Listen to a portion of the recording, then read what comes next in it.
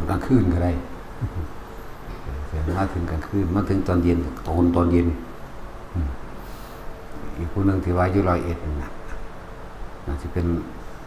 ถ้ามันเพิ่นมาตามนั้นก็คือสิเป็นรอบบ่ายล่ะคือแต่ว่าให้ปอถ้ารอเบิ่งมาจับมันโกนหัวรถมีอยู่5มื้ออื่นพรุ่งนี้บวชอีก5 องค์นั่นสิพวกข้าราชการล่ามาบวชเฮ็ดให้มันคุ้มค่ากับเวลาตลอดชีวิตบ่ฮู้จักธรรมะตลอดชีวิตบ่เคยรู้จักคำว่าเสียสละเพื่อผู้อื่นโดยบ่หวังสิ่งใดตอบแทนราชการบ่แม่นเสียสละได้สิบอกให้แค่อาชีพกินเงินเดือนจากภาษีประชาชนซื่อๆแต่ว่าบัดนี้เฮาลองเฮ็ดอีหยังที่เพื่อผู้อื่นโดยบ่หวังสิ่งใดตอบแทนเบิ่งดูนี่จังสิเรียกว่าเสียสละ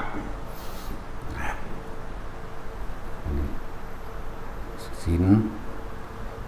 คือเขาถกเถียงกันว่าพุทธศาสนาเนี่ยห้ามฆ่าสัตว์แต่ทำไมยังกินสัตว์บ่ได้ห้ามความหมายของพระพุทธเจ้าที่เพิ่นแสดงไว้เนี่ยเพิ่นบอกอันนี้คือโทษแห่งการฆ่าสัตว์ลักทรัพย์พูดผิดในกามโทษแห่งการโกหกให้ผู้อื่นเสียชีวิตและทรัพย์สินอทินนะมุสาวาทานั่นนะโทษแห่งการดื่มสุราและเมลัยเพิ่นบอกโทษเพิ่นบ่ได้ห้ามแล้วก็เพิ่นบอกคุณเพิ่นบอก2 อย่างบ่แม่นขอห้ามของชาวพุทธเลยแต่ว่าเป็นธรรมะของชาวโลกเป็นธรรมะของโลกเป็นความจริงของโลกบ่ได้เกี่ยวกับศาสนาใดทั้งสิ้นถ้าผู้ใดรักษาไม่ฆ่าสัตว์ทั้งบุคคลทั้งสัตว์เดรัจฉานตลอดทั้งคนเนี่ยก็อยู่สบายไปไม่ไปหาลักปล้นกี้ของไผก็อยู่สบายไปไม่ประพฤติผิดบังคับข่มขืนใจไผก็อยู่สบายไปไม่โกหกให้ผู้ใดผู้หนึ่งเสียชีวิตและทรัพย์สินก็อยู่สบายไปไม่ดื่มสุราและเมลัยก็เป็นผู้มีสติบริบูรณ์ดีก็อยู่สบายไปบ่ได้แม่นว่าของเช่าพุทธหรือของเช่าใดเป็นของหมู่สรรพสัตว์ที่จะตัวเองรักษาเมื่อรักษาได้ก็มีคุณเมื่อรักษาไม่ได้ก็มีโทษหรือมีโทษนี้หลายๆคนเข้าใจหรือเป็นการนำเข้ามาโจมตีพวกเดรัจฉีนอกศาสนานะมันสิเข้ามาโจมตีว่าถ้าศีลห้ามันมีได้บ่ทุกคนเบิดนี่น่ะมันฮอดบรรลุไปเลยพุ่นแล้วมันบ่ธรรมดาเด้ของพวกนั้นน่ะนั่นแหละบ่แม่นข้อห้ามของชาวพุทธแต่ว่าเพิ่นบอกอันนี้ข้อดีข้อเสียอันนี้เป็นโทษอันนี้เป็นคุณและแต่ว่าห้ามฆ่าสัตว์คือกินสัตว์อยู่นั่นบ่ล่ะเมื่อตอนมีไดโนเสาร์กินไดโนเสาร์เด้สร้างมันนี่มันแพงเนาะพูดถึงที่นี่สำหรับคนมาบวชบ่เคยมีศีลห้าก็ได้มีนี่คือการเสียสละหยังสละในการฆ่าสัตว์สละในการลักสละในการประพฤติผิดกรรมสละในการโกหกสละในความไม่ดื่มสุราและเมลัยบัดนี้เฮามาอยู่จังซี่แหละเฮาก็สิมีข้อเปรียบเทียบในระหว่างทางโลกกับทางธรรมตอนอยู่ในบวชอยู่นี่บ่ได้มีเรื่องวุ่นวายอีหยังบ่ได้มีเรื่องกังวลใจอีหยังมันเป็นแบบนี้เองก็สิเข้าใจนั่นแหละเป็นมหาทานอันยิ่งใหญ่เป็นมหาทานอันกว้างคำว่าศีลห้าเป็นมหาทานเด้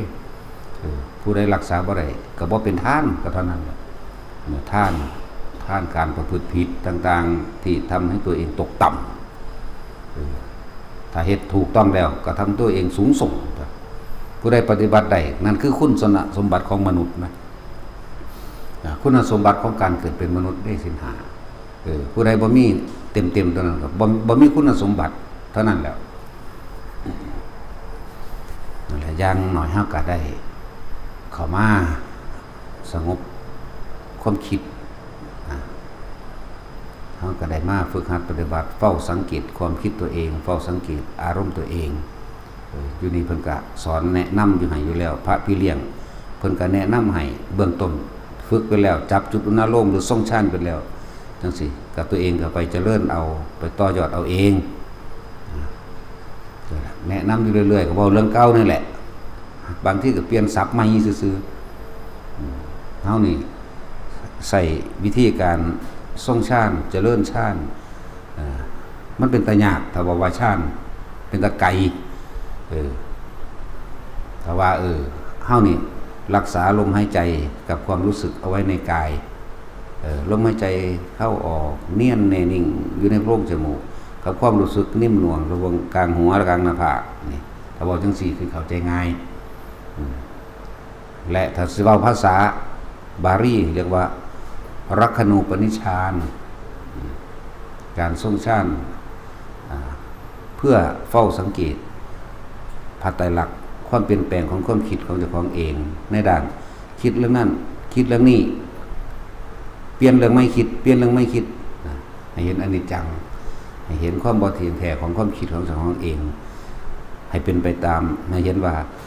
ความคิดทั้งหลายก็เกิดคิดถึงเรื่องเก่าๆเรื่องสัญญาคิดเรื่องนี้แล้วจบคิดเรื่องใหม่ต่อไปคิดเรื่องใหม่ต่อไปแต่ที่จริงบ่เป็นเรื่องใหม่เป็นสัญญาเป็นเรื่องเก่าให้เห็นความเกิดดับของความคิดของเจ้าของเองนึงและก็เห็นความเกิดดับของธรรมชาติอันเป็นต้นไม้มั่งอันเป็นดินฟ้าอากาศมั่งอันเป็นบุคคลมั่งเรื่องวารักขณูปนิชฌานถ้าผู้ใดทรงตัวนี้ได้รักษาตัวนี้ไว้ดีก็สิค่อยๆเห็นอนิจจังเห็นทุกข์เห็นอนัตตาเห็นปฏิจจสมุปบาทเห็นเหตุแห่งความเกิดและความดับแล้วก็สิสามารถที่จับนายช่างผู้สร้างเรือนผู้พาเกิดพาตายได้คือความคิดของเองที่มันคิดคนเฉพาะสัญญาคิดถึงเรื่องนี้อยากให้เป็นแบบนี้สัญญาเก่าๆเรื่องของตัวเองเราไปเห็นไปจดจำเอาสัญญาใหม่ๆอันของผู้อื่นสมมุติว่าบ้านเฮามีบ้านหลังแบบนี้เฮาอยากได้อีกแบบนี้เนี่ยก็เลยเอาสัญญาเก่านี่อยากได้บ้านแบบนี้เนี่ยก็ไปหาสัญญาใหม่นั่นแหละแล้วก็เรื่องเก่าคือเก่านั่นแหละ เฮาสิเห็นความคิดที่บ่จีรังยั่งยืนเฮาสิเห็นความเปลี่ยนแปลงแม้อากาศแต่ละมื้อก็ยังบ่เที่ยงแท้แน่นอนว่าเย็นอยู่อย่างนั้นร้อนอยู่อย่างนั้นมีร้อนมีหนาวมีเย็นอยู่เพราะซั่นนี้ลมก็ยังพัดบ่ได้คงที่ของว่าเสมอกันเดี๋ยวก็ลมมั่งเดี๋ยวก็หยุดลมมั่งลมร้อนมั่งลมเย็นมั่งเนี่ยแต่เฮาต้องมีเครื่องอยู่ของเฮาเองเป็นสมาธิเฮาเองจิตตั้งมั่นอยู่ในลมหายใจกับหรืออยู่ที่กลางหน้าผากหรือกลางหัวจังซี่เพื่อจะเห็นคือไม่เอาความรู้สึกออกไปอยู่กับสิ่งที่ตาเห็นหูได้ยินจมูกได้กลิ่นลิ้นได้รสกายสัมผัสลมร้อนหนาวนี่แหละไม่เอาความคิดออกไปแต่ให้เห็นไตรลักษณ์ของสิ่งทั้งปวงของดินฟ้าอากาศบุคคลคำพูดคำจาของคนตลอดทั้งหมู่สัตว์ทั้งหลายหมากัดกันงงเงงเดี๋ยวก็กัดกันเดี๋ยวก็ดีกันเดี๋ยวก็หยอกกันเดี๋ยวก็หลายอย่างนี่เห็นอนิจจังเห็นอนัตตาเห็นความบ่เที่ยงแท้ที่แรกของสังสารวัฏคำว่าสังสารเนี่ยมาจากคำว่าสังขารคือสิ่งทั้งหลายทั้งปวงที่มันเกิดขึ้นแล้วความคิดของเฮาเข้าไปวัดไปว่าหมุนวนว่าเวียนอยู่เช่นนั้นสิ่งทั้งปวงนั่นเวียนอยู่เช่นนั้นนะไม่จีรังยั่งยืนมีความหมุนมีความรอบเวียนไปเวียนมาเป็นอนิจจังเป็นอนัตตาเนี่ยบอกว่าเฮานิยมในการทรงฌานเจริญฌานโดยอานาปานสติก็ว่านี่เป็นแค่คำพูดในหลักสูตรเพื่อเกิดความเข้าใจซื่อแต่คนที่เทศเป็นแล้วเนี่ยบางคนก็อยู่กับลมหายใจและอุณโลมบางคนก็อยู่อุณโลมเลยหรือปีติความรู้สึกอันเป็นหนึ่งอยู่กลางหัวมั่งกลางอกมั่งนี่เดี๋ยวทรงฌานเจริญฌานจึงเรียกว่ารักขณูปนิชฌานบ่เหมือนอารมณ์มณูปนิชฌานอารัมมณูปนิชฌานแปลว่าจิตตั้งมั่นปราศจากความคิดนึกพวกนี้มันจะเข้าฌานติดสงบพวกนี้ความสงบแบบหูบ่ได้ยินตาบ่เห็นจมูกบ่ได้กินบ่สัมผัสบ่รู้สึกหยังนี่พวกอารัมมณูปนิชฌานเข้าฌานดับบัดบ่มีความคิดพวกนี้แหละเป็นเจโตวิมุตติหลุดพ้นเฉพาะความคิดซื่อๆในขณะนั้นแต่ว่ามันออกมาแล้วนี่มันเบิดกำลังมันก็ออกคลายมาเองกระทุกข์คือเก่านั่นแหละ เหมือนกับคนนอนหลับถ้าคนนอนหลับนี่มันบ่คิดหยังเด้หลับมิดอิงติ่งตื่นขึ้นมาแล้วจังมีความรู้สึกว่าร่างกายเพลียมั่งหรือปวดท้องอยากเข้าห้องน้ำมั่งร้อนมั่งหนาวมั่งตอนที่มันหลับไปมันบ่ฮู้เมื่อยหยังเด้ก็เลยว่าบ่ต่างกันจากชาติอันนี้เปรียบเทียบอุปมาอุปไมยให้ฟังซื่อแต่ว่าพวกกันอารามณูปนิชฌานเขาฌานเป็นผู้มีสติรู้อยู่กับความว่างเปล่าว่างยิ่งแต่ว่าคนนอนหลับก็คือว่านั่นแหละมันก็บ่ฮู้เมื่อยหยังคือกันมันนั่งบ่ว่างหรอกมันมืดบ่ฮู้เมื่อยหยังแต่ตอนนั้นมีสติอยู่นะจังซี่แต่เฮาบ่นิยมตัวนั้นให้มันเป็นเอาเองซะมันหมดกำลังแล้วถอยเฮานิยมเฮาทรงไว้รักษาไว้คือการเจริญฌาน1 2 3 3 2 1ให้เป็นผู้ทำให้ต่อเนื่องมันกลับไปกลับมากลับมากลับไปก็ให้รู้ว่าบางทีก็มีความคิดมั่งกับอุณาโลมคิดเรื่องนั้นเรื่องนี้แต่มีอุณาโลมแต่ว่ามีความรู้สึกกายนี่ก็เป็นชั้นที่1เป็นการใส่ความคิดไปพร้อมเป็นการพิจารณาไกลพ้นไปพร้อมเด้บ่แม่นแต่ว่าเพียงลมหายใจนั่นเป็นวิธีฝึกมันซื่อบ่แม่นแต่ว่าลมหายใจกับอุณาโลมนะนั่นแหละเฮาต้องฟังบ่อยๆแล้วก็ตัวเองก็ต้องมีประสบการณ์ในความรู้สึกนี้พร้อมมันจึงจะเข้าถึงคนที่ทำเป็นเฮ็ดเป็นจึงจะเข้าถึงรสแห่งธรรมถึงรสชาติของอารมณ์นี้ถึงรสชาติของตัวนี้นะผมถือว่ารสแห่งธรรมชนะรสทั้งปวงเอาให้ใครไม่ได้จังว่าพวกเฮาฝึกตัวเองก็สิรู้คำเว้าอันใดที่แสดงไปอ่านไปเดี๋ยวฟังไปถ้ามันตัวเองก็รู้สึกได้ตัวเองก็เป็นได้มันสิบ่ขัดแย้งกันปั๊บเลยคือมันบ่เถียงแต่คนบ่เป็นนี่เฮ็ดจังได๋ก็เถียงเพราะว่าหยังมันบ่เข้าไปถึงตรงนั้นมีแต่คำนวณเอาตัดใส่เหตุผลตันกะของตัวของคิดเอานั่นแหละก็เรียกว่าความสงบจริงๆนั่นบ่แม่นสงบแบบบ่รู้เรื่องสงบด้วยการเห็นภัตตรักษ์จึงเรียกว่าสงบด้วยปัญญาสงบด้วยวิปัสสนาสงบด้วยการรู้แจ้งเห็นจริงตามความจริงในสิ่งทั้งหลายทั้งปวงว่าสิ่งใดสิ่งหนึ่งเกิดขึ้นเป็นธรรมดาสิ่งนั้นก็ดับเป็นธรรมดาต้นไม้เกิดแล้วตายสัตว์เกิดแล้วตายคนเกิดแล้วตายการเห็นแล้วก็มีการจากคนนี้เดินมาหาเฮาเดี๋ยวเขากลับจากไปทุกสิ่งทุกอย่างแค่เกิดกับดับเดี๋ยวสุดท้ายเราก็เกิดแล้วตายสิบานินไหลเข้ามาโดยภายในแม้ความคิดก็ไม่จีรังยั่งยืนความคิดก็ไม่ใช่เราไม่อาจสามารถบังคับได้เมื่อคิดถึงสิ่งนี้จบแล้วก็คิดอีกเรื่องหนึ่งจบแล้วก็คิดอีกเรื่องหนึ่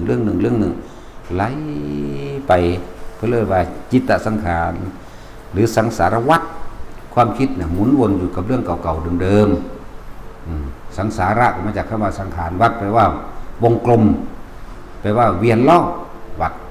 เวียนอยู่กับความคิดเก่าๆในสัญญานั่นแหละปรุงกับปรุงไปในสัญญา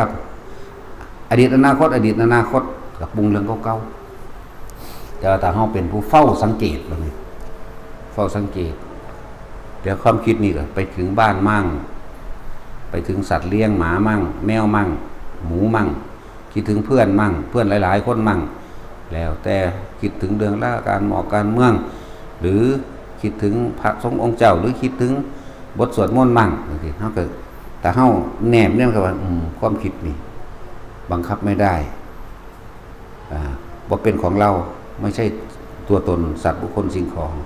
ความคิดนี่ก็คือความคิดเรียกว่ามันเป็นจิตตสังขารมันเลยเป็นหมวดอันนึงอยู่ในขันธ์สี่เวทนาขันธ์สัญญาขันธ์และสังขารขันธ์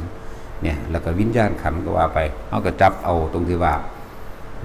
ถ้าเฮาคิดเรื่องใดก็ตาม